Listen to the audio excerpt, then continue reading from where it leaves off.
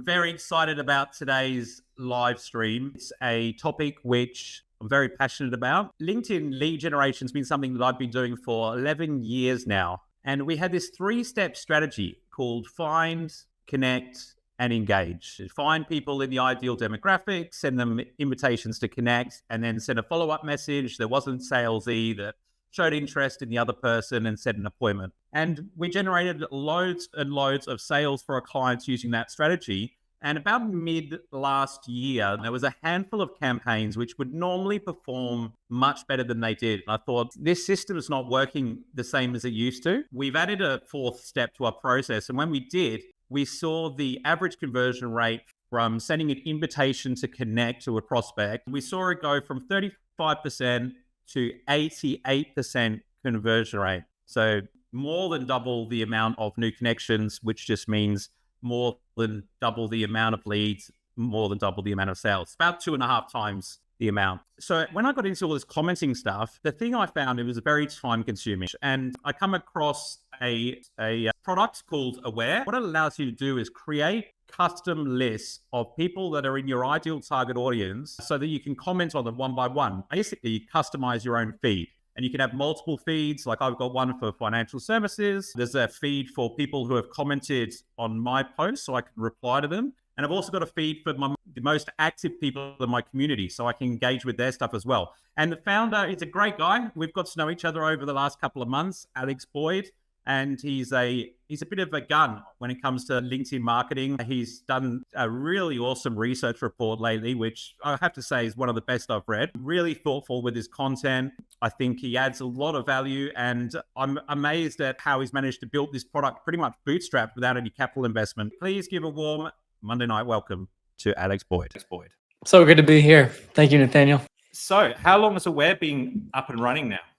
Aware's been up and running for technically 4 years, about 4.5. But to my initial dismay, we spent the first 2.5 years building the wrong product and then deciding to burn it down to the ground because we built the wrong thing. And we took all the feedback we got from our customers and then decided to scrap it, which was a tough decision. We launched a second version 2 years ago. And then, about 25 months into the second version, and we're rocking and rolling. So been a kind of wild journey, but as you said, bootstrapping and listening to our customers and taking over. Yeah. And what about yourself? How long have you been active on LinkedIn? It's been about 8 years. I started a professional services company that was doing marketing consulting. In 4 days, it'll have been 8 years since then. I remember starting posting on LinkedIn, maybe about a few weeks, month after I started, and it almost immediately started to take effect. Within a couple of months, got the first client from it, and then second one, and then it just snowballed from there. So 90 days in, I was already seeing a pretty amazing ROI from it, and it's never slowed down since then. Brilliant. How amazing. So why is it that you think, hearing my story before you came on,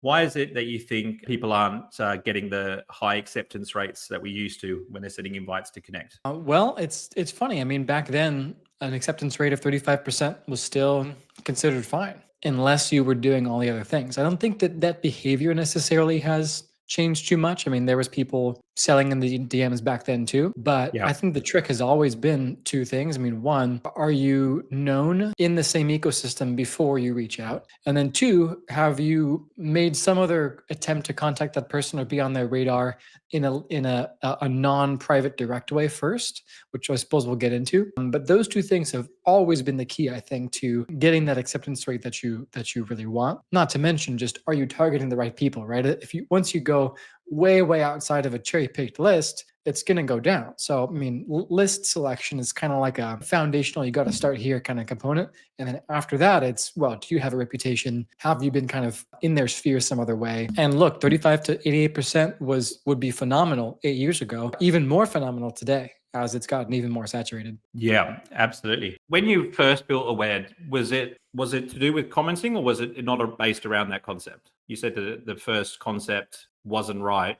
Was it about commenting or not? Kind of. So the V1 of Aware was it was like reverse commenting. So we would intake who your ICP was, what your customer segment looked like in terms of their industry, demographics, company sizes, titles, and all that sort of thing. Then we would ask you to put in your customer list, your competitors, kind of lists of significant people. And we had this dashboard where you could see when your ideal customers were engaging with those people on your list. So we have this like alerts dashboard of, hey, this VP of operations at one of your target companies engaged with your customer.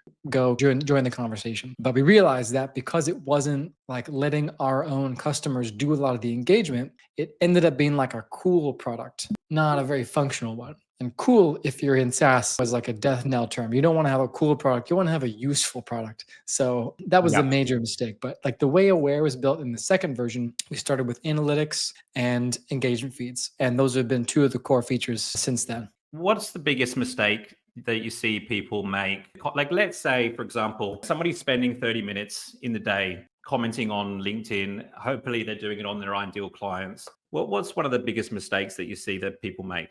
Well, like you said, hopefully they're doing it in a relevant way. I don't think you need to engage just with your prospects, but I think you need to be engaging with your prospects for one, people your prospects pay attention to for two, and then other people that also sell to the same customer base but aren't competitors with you. Usually, I mean, it can even be competitors, but like kind of potential partners, people who've referred you business, another great list of people to engage with. I got a note earlier today from somebody who was like, how do I use Aware to repost posts by the most popular accounts, like the largest accounts? And I was like, well, you can't do that because and I said it more nicely than this, but I was like, you can't do that in the product because that's not a good thing to be doing.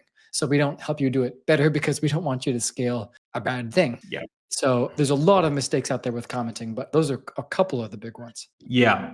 Because it's not about automating, it's about systemizing, which I love. And the criteria you just mentioned for which accounts to be commenting on, it's funny. It's the exact criteria that I would give somebody because I always used to get the question, and I still do, but I used to get it a lot when I started. Nathaniel, how do I decide whether to accept an invitation to connect from somebody? And I'd always used to say, well, they're either in your ideal target audience or they're likely to know somebody that is in your ideal target audience. Yeah. So then your second degree network is going to get bigger with the right people. But otherwise, it's probably not relevant. You're probably just diluting your network a little bit. And it's funny, when you said there's criteria for who to comment on, it's exactly the same thing. It's people that know your ideal client and your ideal client.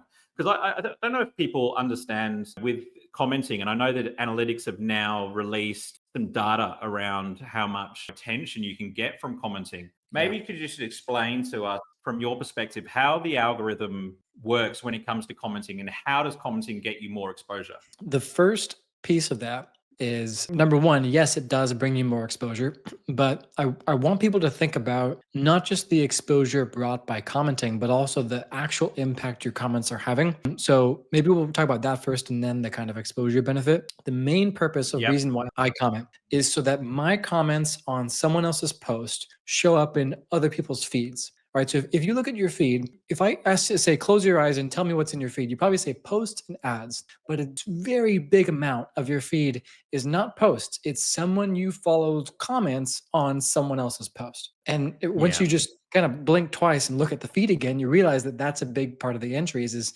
that. And what I want is for my target market to see who I'm engaging with, what I said, what type of content I'm engaging with, what my relationship is with those people. So like if I'm engaging with you and I said, mate, that was such an amazing webinar last night, crushed the video content, and your LinkedIn lead gen system is amazing, then people are going to conclude a number of things. One, we know each other. So if they're friends of yours, now they might consider my solution, and vice versa. That's a good thing.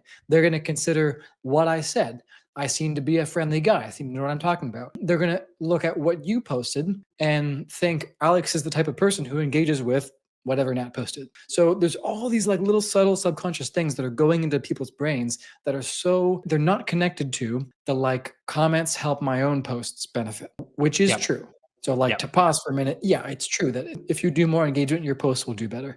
But it's not just like this. I input 10 comments, I get more reach. Like it's so much deeper than that. The other thing that is just coming out, and this is not rolled out to everybody yet, but it's the two things. It's comment impressions, which even I don't have yet. Can't wait to get it because it's gonna be super cool. And the second one is the profile appearances by type, right? There's like, let's say my profile appeared 60,000 times on LinkedIn last week, which roughly the number. I think the week before that, it was like 90,000. And at least half of the times my profile appeared anywhere on LinkedIn was from a comment.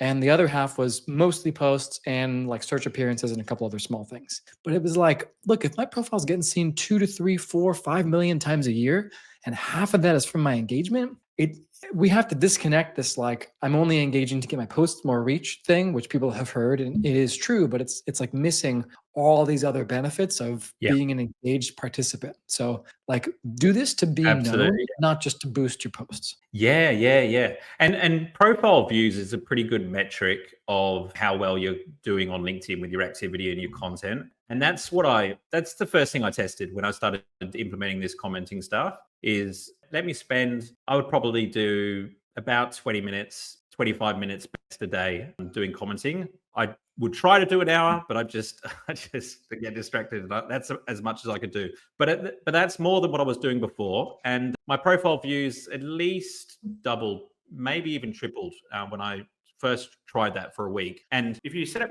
your LinkedIn properly, your profile should be the conversion point, right? So that's where you can have your call to action. That's where you can have a link to your website. It's where you can offer your lead magnet, go into a bit more info about what you do. So getting more people to your profile is getting people further down the funnel. So, and Yasmin Alec, I've been working quite closely with him over the past few months. He treats his comments like mini posts. You see, sometimes they're like, hey, your 5 points were fantastic. Here's another 3 that I find really useful. And he puts that much thought and consideration into it. And obviously he's got quicker at it, but he thinks of them like a mini post, because if you post more than once a day from your account, it's going to start to hurt your reach a little bit. They say you should post once a day. I don't know if you agree with this, but this is what I've read in the research on. And sure, like Gary Vee and Stephen Bartlett post every 4 hours, but it probably is hurting their reach per post. It's just overall they're getting more eyeballs. Now, there's nothing that says you can't comment 200 times in a day and it's going to hurt your reach. Like, it's a very, very surefire way to just increase your activity without it hurting your engagement with the algorithm. That makes sense. Yeah, very much so. Yeah, that's something. The biggest thing I've learned from working with Yasmin is huge. Yeah, the not only is commenting gonna not hurt your reach if you do it more, it just stacks. It just stacks up. The one thing to distinguish: profile views are good, but profile search appearances, almost no one talks about this, but it's different and equally as important. So like profile views, there's way fewer of them, right? Like, I don't know, in the thousands in the last, month to few months, right? Most people are getting. But profile search appearances are someone didn't click your profile, but they saw your name, your profile picture, and your headline.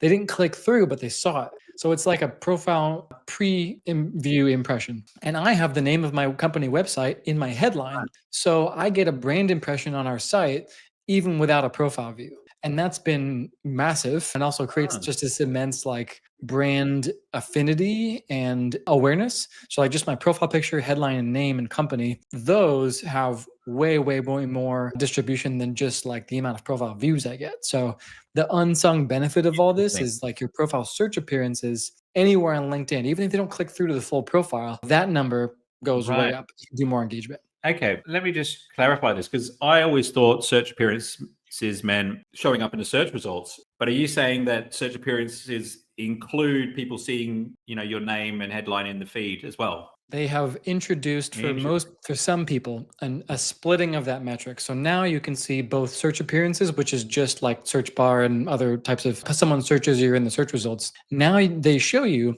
not just that, but broken down by that plus where your kind of headline, photo, name card has appeared anywhere on the LinkedIn network and from what source. So like I said, for me, the search appearances is only like 1 to 2% of my overall like search bar. It's like 1 to 2% of how many times my profile has shown up anywhere on LinkedIn. And Wow. 50 times more than that is from my engagement, which is That's incredible. just a Yeah. huge order of magnitude thing. And not everyone has this stat, but you can find it. You can see if you do have it by going to profile, analytics, search appearances. And if you're one of the lucky few, you will see where people found you and it'll break it down. Now, if you don't see that, you just don't have it yet, but it's a new thing, which is why a lot of people haven't taken stock of this yet because they don't even have it. And then they don't tell you when they launch it. So Yeah. even if you do have it, you won't be notified of that. So you have to kind of check and see if it's there. But it's an amazing stat to start to take stock of because it's like, oh wow, what I'm doing has way more of an impact than I previously thought. That's very interesting. Yeah, we don't have it here in Australia as of yet. I don't believe they normally roll these things out geographically, but that's very, very interesting. As you were talking, I was thinking, yes, you're getting all this exposure at the top of the funnel, but even the guys that are following your content and seeing your posts, if you're able to get 7 or 8 more exposures, even if it's just your picture and your headline in front of them, you're increasing your familiarity. So when they're deciding who they're going to contact to solve a specific problem, because you're more familiar, there's much more likely to use you than the next guy. Just even if it's subconscious, just the fact that they're seeing your picture over and over again builds familiarity. Yeah. That's a huge part of getting over the very hardwired, is this person that I don't know going to take my sheep, or are they going to work with me on the hunt, right? There's this like very evolutionary sort of bottom line thing, which is this stranger danger. And we, as much as we live in a modern world, that's still very much part of our psyche. And so it's modernized, right? That they're not going to take my sheep, but maybe they'll take my money. Maybe they'll scam me. Maybe this is somebody who doesn't have a good reputation. But if I have just seen you in a good context a bunch, it works to get over that. Like, oh no, I know that guy. I've seen him before. Yeah, I've seen her everywhere. She's, when you can't really place it, but it's subconsciously worked in their minds to get over that. Are you going to take my sheep? Like very, very base level kind of monkey brain thing. So think of it as like that, because if you don't do any of this stuff and all you do is you show up, you repost some Bloomberg article once a month, and then the rest of your time is spent just doing connect requests, people are going to think you're going to take their sheep, especially financial advisor out of nowhere. I've never seen you. I don't believe what you're saying. Don't get this much return. You do estate planning for who? I don't believe you. It's just not going to process because the wall has gone up and all the words don't mean anything unless their monkey brain has allowed you to even speak to them. So you just sort of get the chance to share anything of value by showing up. And all these things we're talking about, commenting, posting helps, engaging with their content helps, being seen in the news helps. Anything where you're getting past that skepticism wall is going to contribute to that helping. Yeah, absolutely. How much time do you try to commit to commenting each week? It varies based on how much I'm doing product work. I'd say that, or how much my posts blow up, because at this point I'm doing a little bit of outbound engagement, but I'm hitting really, really high engagement numbers only doing post responses. But when my posts aren't getting that much engagement, if, for example, if I slacked for a while, then I'll be able to spend maybe like 30 minutes a week doing outbound engagement. But because I'm using Aware, I can do it way, way, way faster. So like even 30 minutes a day, I would say is more than you need to spend. And I can see how if you're not using Aware, even 30 minutes can be like, it almost flies by and you don't even know how much you got done.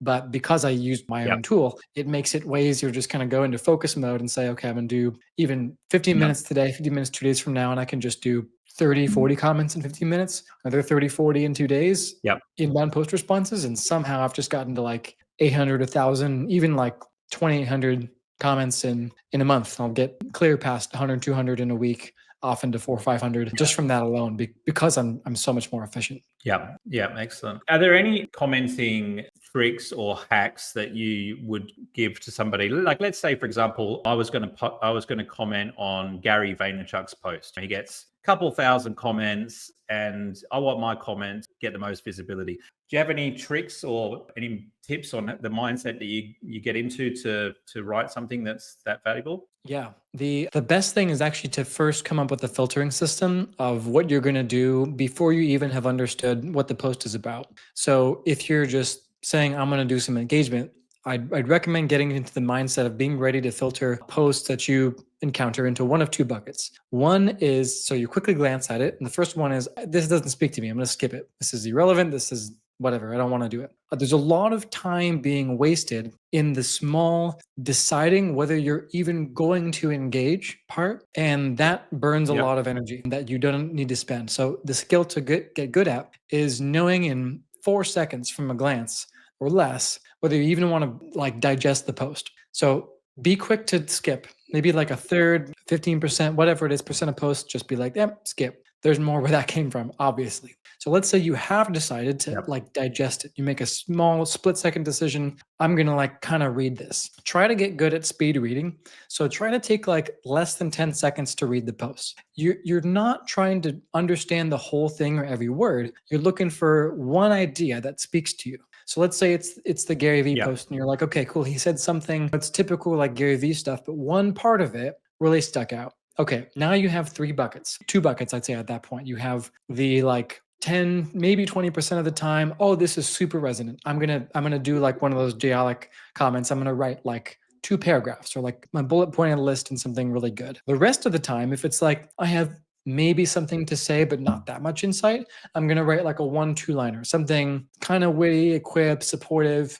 I'm trying to make it not AI, but I'm not spending a ton of time. It's like a 7 to 10 second comment. So that leaves the one, I didn't skip it, and the 2, this is super resonant. So that's maybe at the end of the day, like 5% of posts that you process. You're going to write a paragraph, 2 paragraphs, and your goal is not to be first to respond to the post. It's just to be most insightful, or at least very insightful. So Yep. if I mean, picture Gary Vee's post, right? I mean, 2,000 comments. Most of them are going to just be like, you're awesome, so great post. All right, Gary Vee, like you got this, dude, and just the same sort Yeah. of, right? But what if Yeah. you don't put him on a pedestal and you Yeah. really expand on and add to one of his points with your own perspective in a way that helps everybody else out? You're immediately rising to the top in terms of just thoughtfulness. And your comments can be shown much more likely in the most relevant. It's much more likely to be shown in other people's feeds. And I Yeah. mean, your comment on that post is very much more likely to bring you thousands, tens of thousands of impressions on that one comment.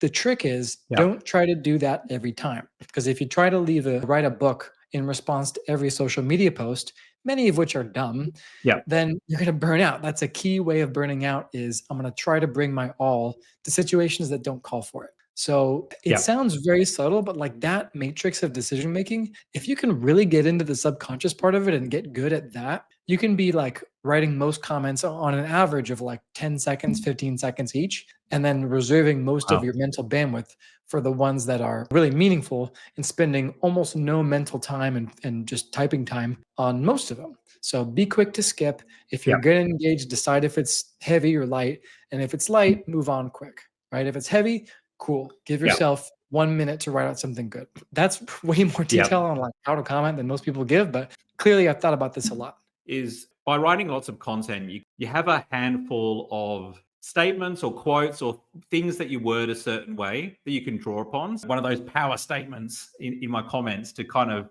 reframe what they've already said or add a bit of inspiration. But I tell you what, man, like when you're just going through LinkedIn's newsfeed, I don't know about you, but it's just like there's going to be at least 5 out of 6 that are just like, what? No, what? No, what? No. And that's just such a waste of time. If you can create your own list, it's just so much more targeted. Do all the financial services guys at once, do all the marketing guys at once, do all the people in your community at once, and then you can move on. I used to go do these seminars and I'd always get somebody in the room, put their hand up and say, oh, Nathaniel, I don't need to know any of this. I've got 10,000 connections on LinkedIn. It's full of salespeople, it's full of recruiters. It's a waste of time. And I know that they've just accepted whoever sent them an invitation, because who do you think is going to send you invitations? Of course, it's going to be salespeople and maybe some recruiters. That's all the spam. You're going to get all sales messages and you're going to see content from salespeople. It's not LinkedIn. It's the quality of your network. How thoughtful are you when it comes to your network? Is it the same as commenting, or are you stricter when it comes to who you invite to connect? Are you specifically looking for people with big audiences or not necessarily? What are your Not thoughts? necessarily. Yeah. It's also interesting because as I've approached the connection limit, So I'm not there yet, but I think I'm about like low 20,000s of connections. I am noticing myself be much more hesitant to accept because I mean at some point in the next probably year or so, I won't be able to add new connections without removing some first. So I did, for example, do like a mass removal campaign. I removed about 1,800 connections recently. The other bucket that the founder, yeah, exactly, add to the acceptance is recruits. So like services I'm looking for contractors in. So like a good graphic designer, they can have 20 followers. If their portfolio rocks, I'm going to accept because that's valuable to my business. And then like potential customers, good partners, people that whose profiles say I'm going to pitch you as soon as you accept, I just say no. And then it's obviously different based on this current company versus my last one. So my last one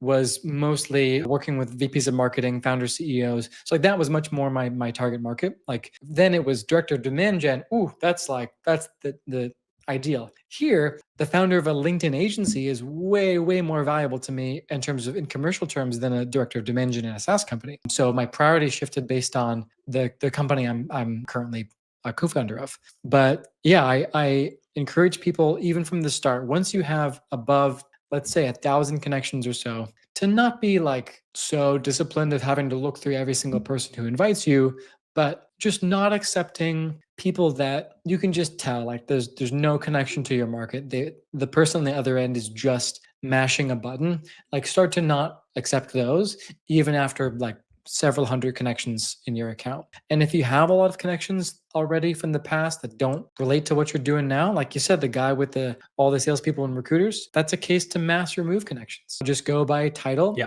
And if it's like you don't work with salespeople in your current role and it's not somebody you've worked with, just literally get rid of all the salespeople. I know salespeople are going to look at me and be like, Alex, why are you saying that? But like, that's probably better for you as a founder or a business owner or a financial service provider than just keeping them there, because the quality of your network and how many of them engage with your content is a factor in how well your content does. So by pruning, you're going to do a little better. Kind of like pruning your garden makes the plants grow better. I'm actually curious, Jeff Beal, I don't know if you are hearing this, but we use our virtual assistant daily for great results. What do you mean by great results? I know this is not you're not on the as a speaker, so you can't answer verbally, but do you mean they're leaving lots of comments, or do you mean many clients are signing up with you as a result of what they're doing? I'm genuinely curious because a lot of people, present company excluded, of course, but they confuse activity with client results and outcomes. So I'd be curious if it's like if what you're doing is resulting in the right outcomes, or if it's like early to tell and they're just sort of doing a lot of stuff. Nothing against virtual assistants, but I would say 80% of the time I encounter somebody doing that, they're like doing noise and not necessarily getting a lot of returns. Yeah, I don't know, Nat, if you've encountered that before too, of like people either hiring a VA or using an automation tool to accomplish the same thing, but they're not always doing what we're talking about here. Yeah, I think as well. Like if you're, and I'm not going to assume, what's going on with Jeff. Like you can do it really well, or not. Like, but sometimes you can get the activity sounds exciting. It's like, wow, my LinkedIn's going great because I'm getting all these acceptance out and sending all these messages, and I know it does feel good to get a lot of attention and activity, but it's not necessarily what you want. Like everyone's trying to go viral. It's funny because you could easily go viral 20 times and not make any money, right? Yeah, I mean that's very easy to do. That's not the goal. True. Yeah. We've got some results here. 10 to 15 bookings a week. Excellent. Glad to hear that, Jeff. I mean, that's wonderful. I'm going to assume that at least 15-20% of those are converting to clients or some other type of outcome that you're looking for. And if not, then that's a different conversation or more, right? But as Nat was saying, a lot of times when I get into the sales funnel, even at big companies, they'll show me like the number of meetings booked per month, like meetings held with their sales team. It's like, all right, we went from 200 to 300 meetings per month. And they'll say, well, yeah, sales increased too. And I'll drill down and I say, okay, well, realizing that marketing is a part of all this and you can't isolate marketing versus sales sourced pipeline, right? We'll look at the ones where like the primary activity that booked the meeting was a cold email and track that to the revenue side. And we'll find often two things is that the cold outbound sourced meetings convert at like maybe 8%, 10%. And Jeff, if you're at 20, that's awesome. Keep that up. But then the inbound ones, there are fewer of them, many fewer of them, but they convert at like 60% to a higher deal size and to more revenue overall. In fact, at one company that had raised $36 million that I was an investor in, they said that of their pipeline, their outbound source meetings were like 80%, but their revenue was like kind of the flip side, where it was like 80% was from the 20% of inbound source meetings. All this is to say, yes, if you have an offer that's converting at 20% pure outbound, that's wonderful. Most people aren't there. And even if you are there, how much better could all those things be? A, your booking rate, B, your average deal size, C, your conversion rate, and I'd say D, your lifetime value on those, if you're doing a bit more of what we're talking about with thoughtful engagement on these people's content, of producing your own content. So yeah, if you're 20%, you're in a good market and you're doing something right, but it could be better. And also remember that most people aren't there. If you're looking at Jeff's results and you're like, oh crap, I'm not at 20%, then this is for you. So yeah, nothing against having a VA. That's awesome. Keep doing that. Just think about, could you scale that even better from here? Yeah. It's all about the systems that you provide to them, right? To be able to, I've considered looking at hiring somebody to help with commenting. To be honest, I haven't taken a leap yet. I know I've been introduced to someone that's definitely going to be excellent at it. I'm just a little bit nervous about delegating that part of my brand. Yeah. What are your thoughts, Alex? Have you ever considered outsourcing or delegating things like that? I've considered it in the same way that I've considered a lot of things. I've considered pretty much anything related to this. I've never allowed somebody to comment on my behalf, and other than a couple of testing comments using AI, I've not done AI comments. Like I've actually never posted a comment that was only written by an AI without reviewing it first. Yeah. And this is like, we've taken that to an extreme with Aware learns my voice and can write comments in like a tone that is me. It's still, I mean, I much prefer AI trained on my voice to help me write drafts of content, because for me, it's not really about how many comments came from my profile. It's people knowing that I was there and me being able to know that myself. So like if I engaged with your post 20 times and then you brought up something that I commented on a call and I had no idea what you were talking about because my VA was doing it, that would be weird. And unless I had told you, hey, Nat, just so like, I'm going to have my VA comment on your post. Are you cool with that? And if you said yes, fair enough. But if you didn't, then that's weird, because it's a situation where you are expecting that it is me. And for anyone else, it's like, we don't look at an advertisement and get offended by it because we assume that an advertisement is to a great many people. Whereas with a LinkedIn comment, the etiquette, the expectation is that it is you. Unless you reset that expectation, it's weird if you are found to have been doing this. Like if someone had and then said they had no idea what I was talking about, I would be like, dude, like not cool, or some subconscious like reaction, right? Now, some people may differ on that, but a lot of people will share that. So just keep in mind the expectation on their end. You've made it very clear to me. Yeah, no, that makes perfect sense. The way I try it is either through company page, getting them to comment from the company, or literally just get them to hire somebody to be on LinkedIn booking appointments all day. You got to do it in an authentic way, but I can see a lot of value in having the company page commenting on a bunch of stuff.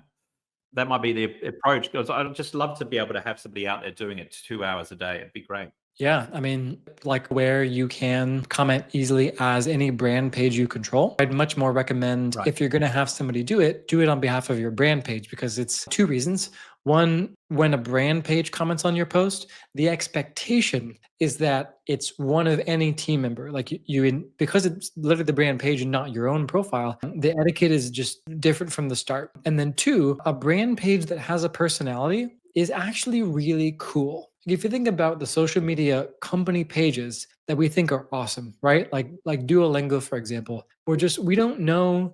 I mean, I actually do know one of the people that runs that, but like, that's not the point. The point is like Duolingo's page is their own thing. It's its own entity. And we know it's one of many team members, but the expectation is not that it's the founder of Duolingo. It's like this company. So if you can have a really good social media person manage your company commenting, that's a positive. I have the opposite opinion. I'm like really wary of having someone do it for you, but I'm very encouraging of having somebody do it for your company.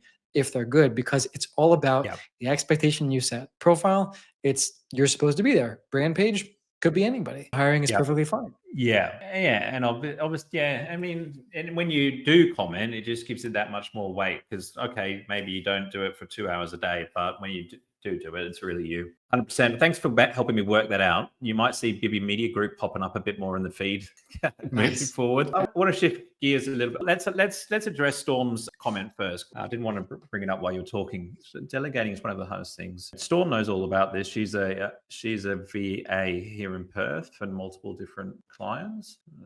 Communication and handover plus still testing time to get your VA to be a second brain and think like you. Then people love it. Yep, it's a dream. I mean, to be an extension of you. I mean, you just got to decide what to delegate and what not to, right? Yeah, it's true. And obviously, the person who's doing it matters a ton, right? I mean, as Storm must know, VAs are not created equal. Even the term virtual assistant is kind of a weird one. It's not virtual, it's just based in a different location executive assistant. You can have really, really good EAs. You can have like chief of staff level admin assistants, and you can have just checking the box Upwork people, and it's night and day, right? So like with all this, who you hire, that's a whole other a book to be written on that. But like hiring is obviously the key question here, and we can't even cover the scope of that. But hire with discipline, even more than you discipline yourself on writing good content. Like hiring is far more important. As with all this stuff, if you have a really badass social media manager who's better than you with this, might change my opinion. It's building a team adds a wonderful layer of nuance to all this. Yeah. Okay. Well, on that note, let's talk a little bit about your story as an entrepreneur. As a business owner myself, and lots of business owners here on the live stream, we all encounter lots of challenges, right? What's one of the biggest challenges you've encountered as an entrepreneur in your journey so far? And it doesn't necessarily have to be with this particular business. What's something you could share with us? There are many. I started the entrepreneurial journey with a failed business partnership and a 6-figure legal settlement from a document that I was kind of duped into signing. That's one. So, watch your contracts is a big one. Another mistake I made right at the gate, having decided I was going to pay that settlement off and go my own way in the business partnership that didn't go anywhere, is confusing how many people are on my team with how successful I am. And that was a big killer of the profits in my agency days early on, is because what I should have done with 3 people and been forced to redesign how my services were designed, I hired more and I think played CEO too early, and company earnings were way lower than they should have been, even though top line revenue, staff count was through the roof. So confusing the vanity metrics for what matters. I see Berkshire Financial Services Perth in the chat.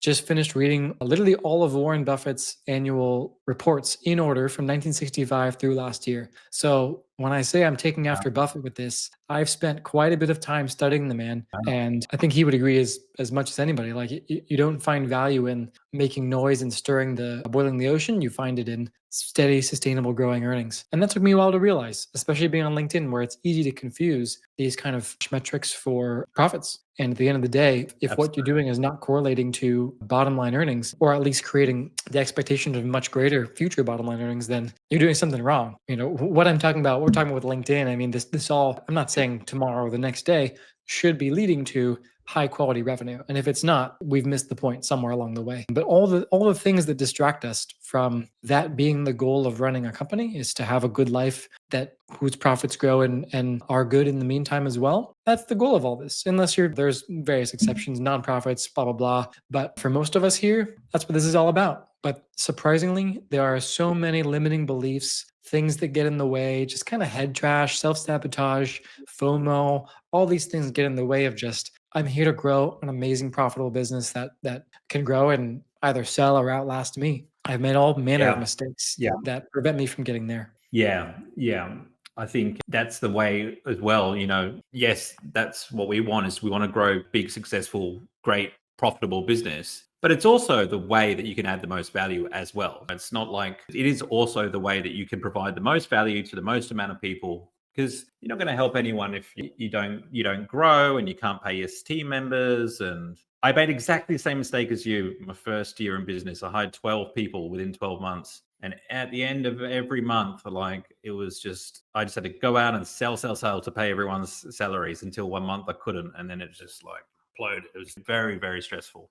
So I know exactly what you're talking about. Yeah. You haven't raised any capital, have you? No, I probably will not for a while until it's very much the type of thing where I know exactly how repeatably we're going to get a return on that capital, and that day is not come where I know what I would do with more capital in a reliable way, and that I want to give it up at a valuation that someone would want to invest in. Yeah. I've sold a business and taken stock in the acquirer as part of that. So I've done that. That's a form of raising money, but I've never like raised venture capital. And I almost certainly will never raise venture Yeah. capital. Raising private equity, maybe raising a small amount of debt, possibly. But at this point in my career, I don't need outside capital because I have accumulated enough capital from, I mean, my LinkedIn sourced revenue alone is about $7 million, which again, not all of that is bottom line. Obviously, we have bills to pay forth, but much of that, enough of that has accumulated to us where I just don't need outside capital. So I've been lucky enough to get Yeah, that.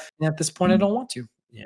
Yeah, oh no, if you don't need, like, that's the thing, is being able to do it. That's the thing I was getting at, is being able to do it. Having that choice. What I mean, why would you if you don't need to? But there's not many SaaS companies out there that have managed to achieve it like you have so far. But if you do decide to get some money in your pocket and want to share some of the proceeds, give me a call. I'd be more than happy to partner with you guys on this project. All right. Well, I know we're wrapping up to an hour now, so this is your last chance, guys. If you do have any questions for Alex, drop in the chat. I mean, I've been taking notes. I don't know if you noticed, I've been quietly taking notes. I've learned a lot today about first of all, the search appearances, and just being mindful of how many times you're exposing that headline and your profile photo to your audience. Categorizing your comments into those posts when you're commenting, categorizing them into two buckets. Ones you're going to pay attention to, and ones just being quite ruthless and efficient with that.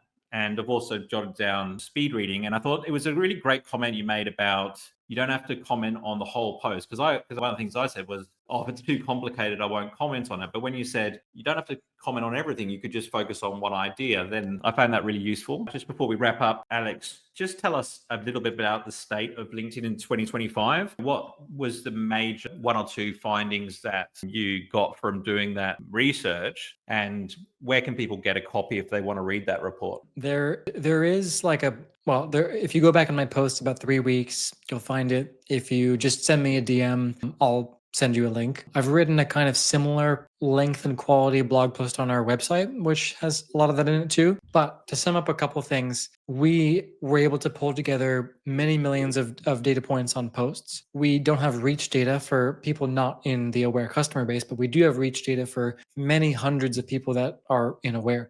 And among the really cool things that we found are, yes, reach overall is declining. We can speculate as to exactly why, but it's true that reach overall is declining. But there are many people that are gaining reach year over year, and we broke down what they're doing. For example, creators that post at least weekly are gaining reach, and people who post less than weekly are on average losing it. They're hemorrhaging. The average Aware user is gaining total reach by between 10 to 20% year over year, and the average non-Aware user is losing reach by anywhere between 25 to 35, 40% year over year. I'm not saying that Aware is a magic bullet, but we tend to attract more active people, and also Aware helps you be more efficient. So there's a couple of reasons why that correlation might also be causation. We noticed that at least in 2024, almost all of the top raw reach creators got there by using short form video, but that's no longer really the case as of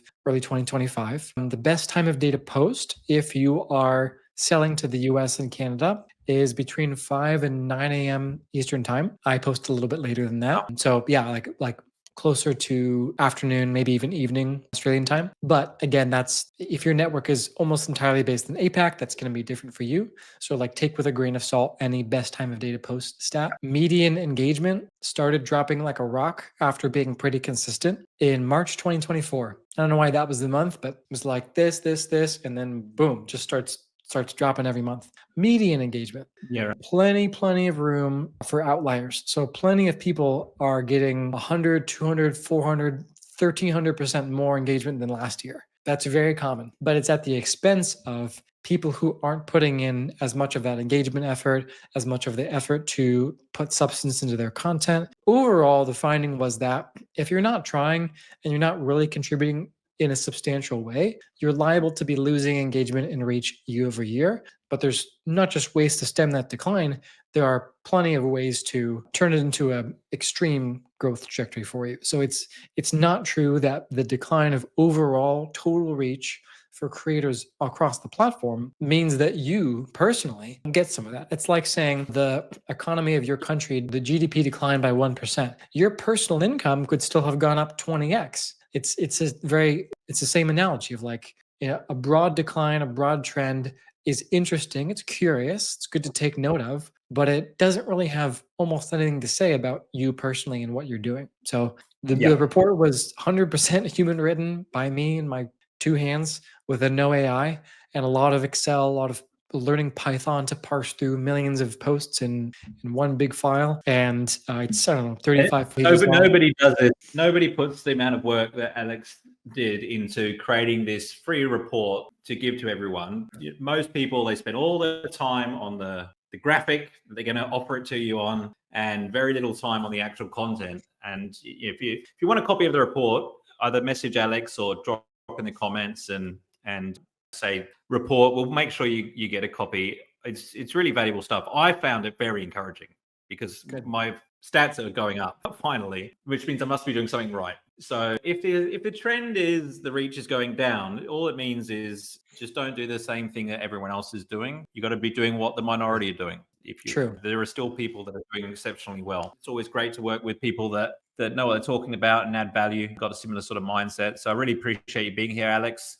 You're an inspiring dude and building something great. So good on you. So appreciate it, man. Thank you for having me on. Thank you, everyone, for asking such great questions, and hope to hear from as many of you as possible soon. Awesome. Okay, that's a wrap, guys. See you next week.